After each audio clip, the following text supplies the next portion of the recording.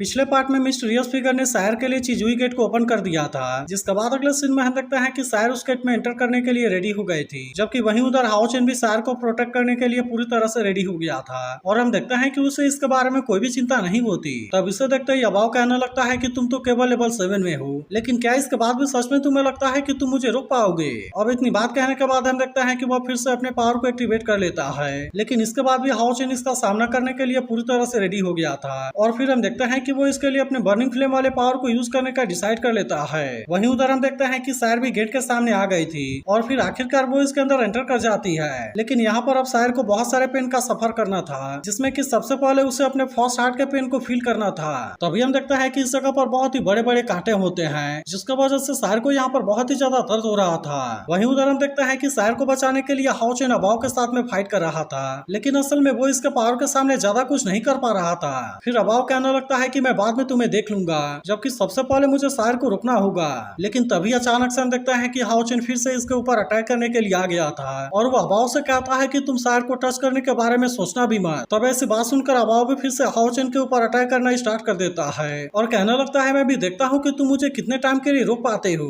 लेकिन इसके बाद भी हम देखते हैं कि हाओचेन इतना आसानी से हार मानने वाला नहीं होता और वो जख्मी होने के बाद भी शायर को बचाने के लिए अबाव का बहुत ही शानदार तरीके से सामना कर रहा था। इसके बाद वो कहने लगता है कि चाहे इसके लिए मुझे कोई भी कीमत क्यों न चुकानी पड़े, लेकिन इसके बाद भी मैं उसे किसी भी तरह से प्रोटेक्ट जरूर करूंगा। वहीं उधर हम देखते हैं कि शायर को भी वहाँ पर बहुत ही ज्यादा पेन हो रहा था, लेकिन इसके बाद वो भी इसके बारे में ज्यादा चिंता नहीं करती। और फिर हम देखते हैं कि वो यहाँ से दौड़ते हुए आगे की तरफ जाने लगी थी। तभी इसी बीच हम देखते हैं कि अबाव फिर से शायर के ऊपर अटैक करने की कोशिश करता है, जिसे रोकते हुए हाओचेन उससे कहता है कि तुम शायर को टच करने के बारे में भी भूल जाओ। लेकिन तभी हम देखते हैं कि अबाव इसके विंग के ऊपर अटैक कर देता है, जिसकी वजह से हाओचेन इसका सामना करने के लिए कुछ भी नहीं कर पाता। और अब इस तरह से हम देखते हैं कि अबाव हाओचेन के ऊपर भारी पड़ने लगा था। इसके बाद हम देखते हैं कि अबाव फिर से शायर के ऊपर अटैक करने के लिए जाने लगा था। वहीं दूसरी तरफ हम देखते हैं कि शायर वहां से आगे बढ़ते हुए दूसरे वाले गेट पर आ गई थी और वो इसमें एंटर करते हुए हाओचेन से कहते हैं कि तू मेरे आने का वेट करो। अब इस तरह से हम देखते हैं कि वो दूसरे वाले गेट के अंदर एंटर कर गई थी, जहाँ पर कि उसे सोल डिफाइनिंग के पेन को सफर करना था।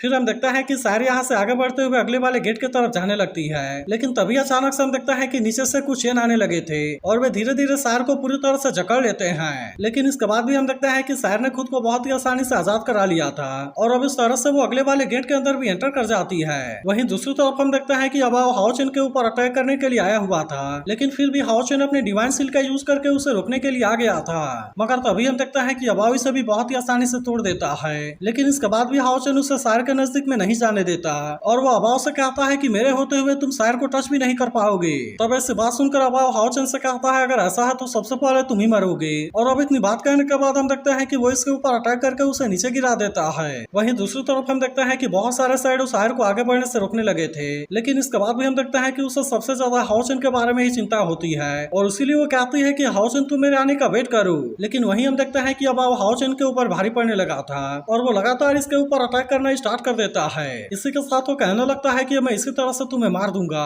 और फिर मैं भी देखता हूँ कि तुम्हें बचाने के लिए यहाँ पर कौन आता है। तभी हम देखते हैं कि हाओचेन इसके अटैक को रोकने के लिए कोशिश करता है, लेकिन असल में वो इसके सामने कुछ भी नहीं कर पाता। वहीं दूसरी तरफ हम देखते हैं कि शायर ने भी किसी तरह से खुद को आजाद करा लिया था और अब इस तरह से वह फिर से आगे बढ़ते हुए अगले गेट की तरफ जाने लगी थी। लेकिन वहीं इधर हम देखते हैं कि अबाव अभी भी हाओचेन के ऊपर लगातार अटैक कर रहा होता है और वो कहने लगता है कि तुम्हारे वजह से फैंटेसी पैराडाइज में मेरी जितनी ज्यादा बेइज्जती हुई थी, आज मैं उन सारे बेइज्जती को खत्म कर दूंगा। वहीं उधर हम देखते हैं कि शायर को भी हाओचेन के बारे में काफी चिंता होती है और इसीलिए वो भी हर एक गेट को पास करते हुए आगे की तरफ जाने लगी थी। तभी हम देखते हैं कि शायर हाओचेन को ऐसे कंडीशन में देख काफी उदास हो जाती है और अब इसीलिए वो गुस्से में अगले गेट को पास करते हुए 7 इमोशन वाले गेट के अंदर आ गई थी। अब इस तरह से हम देखते हैं कि यहाँ पर उसे ब्रोकन लव वाले पेन का फील होने वाला था, ताकि इस तरह से वो बिना किसी डिजायर वाले एक स्ट्रॉन्ग हार्ट को गेन कर सके। तभी हम देखते हैं कि यहाँ पर उसके सामने बहुत सारे फोटोग्राफ होते हैं, जिससे देखते ही शायर को हाओचेन और बाकी लोगों के साथ में बिताए हुए पल याद आने लगे थे और इसी के साथ हम देखते हैं कि वे फोटोग्राफ यहाँ से एक एक करके गायब होने लगते हैं। इसके अलावा हम देखते हैं कि शायर को अपने मॉम के साथ में बिताए हुए पल भी याद आने लगे थे, जहाँ पर वो याद करने लगती है कि हाओचेन ने उसके मदर से हमेशा उसे प्रोटेक्ट करने का वादा किया था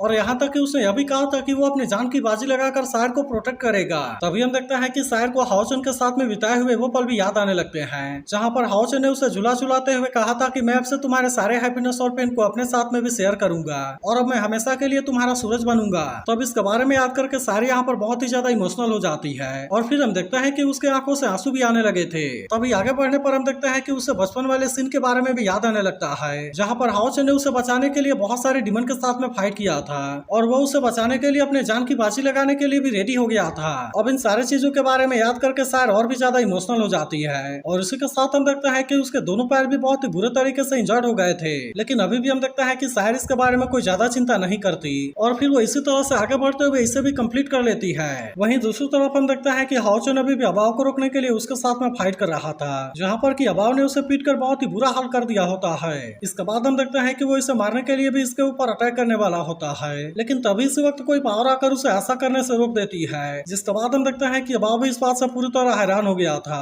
क्योंकि सायर ने सभी 7 अल्टीमेट गेट को पास कर दिया होता है और इसीलिए हम देखते हैं कि उसने अपने गॉड अवेकनिंग को कंप्लीट कर लिया था। अब इसका वजह से हम देखते हैं कि उसका लुक पूरी तरह से चेंज हो गया था और वो मिस्टीरियस आवाज कहता है कि ग्रिम रीपर यहाँ पर आ गया। तभी हम देखते हैं कि इसके केवल ऑरा को देखते ही अबाओ की हालत पूरी तरह से खराब हो गई थी और फिर वो कहने लगता है केवल इसे देखने से ही ऐसा लगता है कि मेरी सोल फट गई। इसके अलावा हम देखते हैं कि वो इसका सामना करने के लिए भी पूरी तरह से रेडी हो गया था और वो इसके लिए अपने ड्रैगन सोल को भी एक्टिवेट कर लेता है, लेकिन वहीं हम देखते हैं कि सायर को इसके बारे में कोई भी चिंता नहीं होती और वो भी अपने नए वेपन का यूज करके इसके ऊपर अटैक करने के लिए रेडी हो जाती है। तभी हम देखते हैं कि सायर अपने केवल एक ही अटैक से ड्रैगन के 2 टुकड़े कर देती है, जिससे देख अबाओ कहने लगता है कि ऐसा कैसे हो सकता है, लेकिन वहीं हम देखते हैं कि सायर अब इसे संभालने के लिए भी कोई मौका नहीं देती और वो तुरंत ही अपने पावर का यूज करके इसके ऊपर अटैक करने लगती है। अब इसका वजह से हम देखते हैं कि अबाओ इसके पावर को रोकने के लिए कुछ भी नहीं कर पाता और इस तरह से सायर अपने पावर का यूज करके अबाओ को बहुत ही आसानी से इंजर्ड कर देती है। लेकिन तभी इसी वक्त हम देखते हैं कि हाओचेन भी होश में आ गया था